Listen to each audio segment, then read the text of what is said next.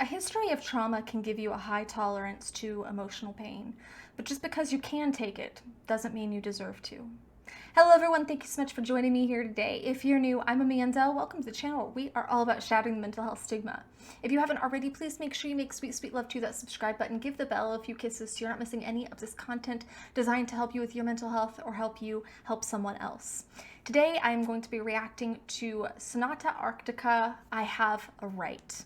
This is a request from Hyperdragon, my amazing Patreon. Thank you so much for your continued support. If you have not had a chance to check out my Patreon, please make sure to do so. Link is in the description. Every single dime goes toward my mental health outreach projects, or right now, more appropriately, project. I have something huge in the works that I'm going to be announcing soon. So all of my Patreon funds and stuff are being allocated there. I'm very excited. I'm very proud, and I know it's going to make a huge difference in the mental health world. But as a Patreon, you also get priority song requests. You get to jump on multiple intimate little Zoom calls with me and hang out every single month. You get behind the scenes stuff. You get exclusive sneak peek at my content and reactions for the channel, as well as exclusive content that I only share with my Patreons, and so much more. Again, link is in the description. Make sure to check that out. But let's dive in. I've done Sonata Arctica before, and I am just excited. I'm always excited. I'm always curious to learn more, to explore more, because that's what life is about. So let's go.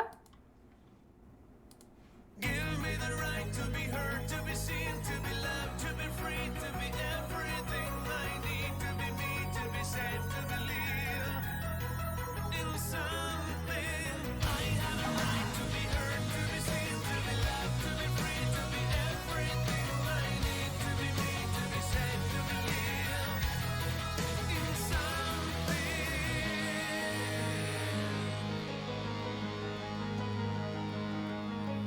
Father, there's a little flower, beautiful and different, all alone, all alone. Is it so that I'm not supposed to make the world anew and be like you? I'm not you. I have a right. Okay, I want to touch on so much here. There's so much to unpack. Wow. This is from the very common perspective of someone who's feeling like their voice doesn't matter, like they can't be themselves, in this case, from the perspective of a child. And I noticed that they're pressing so hard, they're grinding away their ability to express themselves, in this case with the pencil. They're grinding away their ability to express themselves. So I thought that that was really interesting. But I like the flower reference, because while a flower might feel alone, its roots are in the same soil as the other flowers. It goes through the same process of photosynthesis. It has the same potential. And I just want you to remember that flowers can grow even between the cracks in a sidewalk when their conditions aren't ideal. But to answer the question of the child, no, you're only you.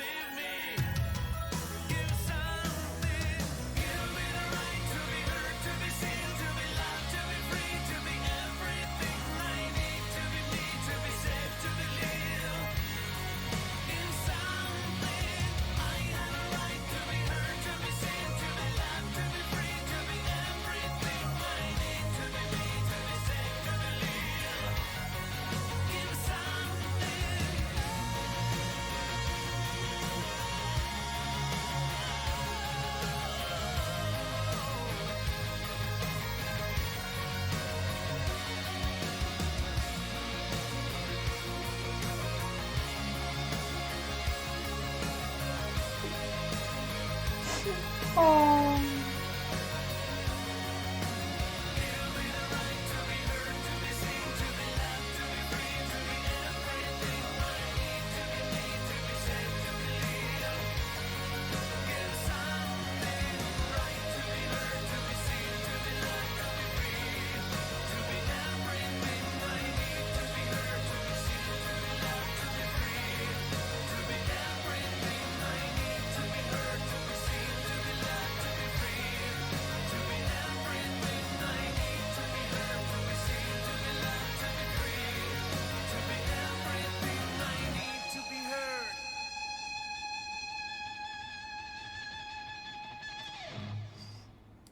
I really think often that's what people want, is just to be heard, to be seen, to be understood, to be empathized. I was gonna pause again and then just got uh, completely wrangled in and forgot to pause at some point a second time. So now I hope I don't forget any of the things that I was thinking and feeling during that. You know, obviously there was a history of toxicity, abuse, alcoholism with the parental powers, and that's so tragic to see. I've seen that destroy families.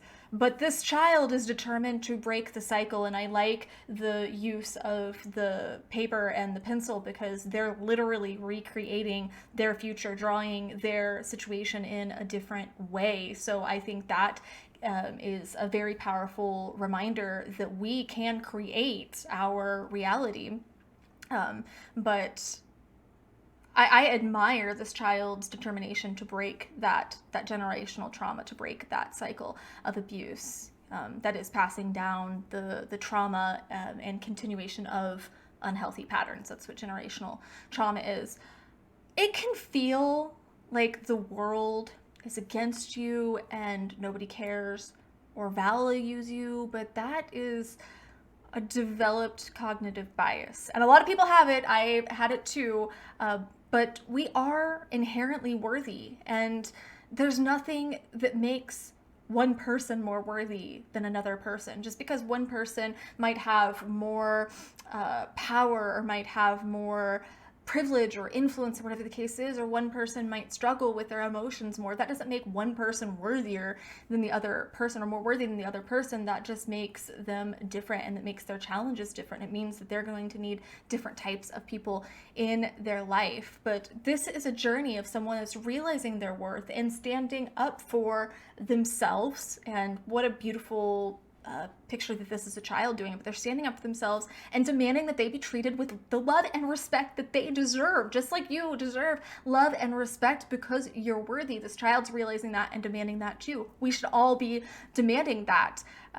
Every child does deserve to grow up with love and patience and guidance and education, and unfortunately that's something that's just really lacking. I learned a really disturbing statistic the other day that parents now spend on average of 3.5 minutes a week having quality conversation with their child, because we're so conditioned to be on our phones all the time, or to let our children be on the phones or screens all the time, that we've stopped having a conversation, real conversation with our children, and stopped connecting and bonding. And even if it's not alcoholism or abuse or things like that, as was portrayed here, just not giving your child that moment to see and hear them and value their input can still be really detrimental. So I think that that was just a really important thing to point out, that children do deserve to be loved and heard and seen in every way, and just not being abusive isn't the best that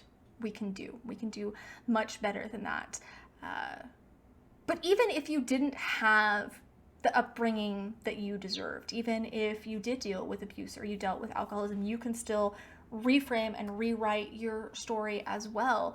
And it's still possible to realize your worthiness and to start only accepting the loving treatment that you deserve. You can do that right now at any time, despite your history or what might have happened to you in the past.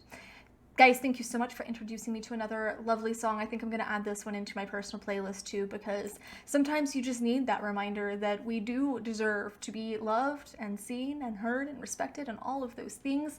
So beautiful message, beautiful talent. I really do like these guys. They're amazingly talented, and I had never heard of them before, so it's another band that I'm enthralled to explore more. Good, bad, and crazy. Share your mental health stories here in the comments. That's how we shatter the stigma, is by talking about it, by being open, by letting people know that they're not alone. We're all experiencing these things on some level. So make sure to share. Get this video a thumbs up. Share it. You might never know who might need to see it. And I love you guys so much. Mwah.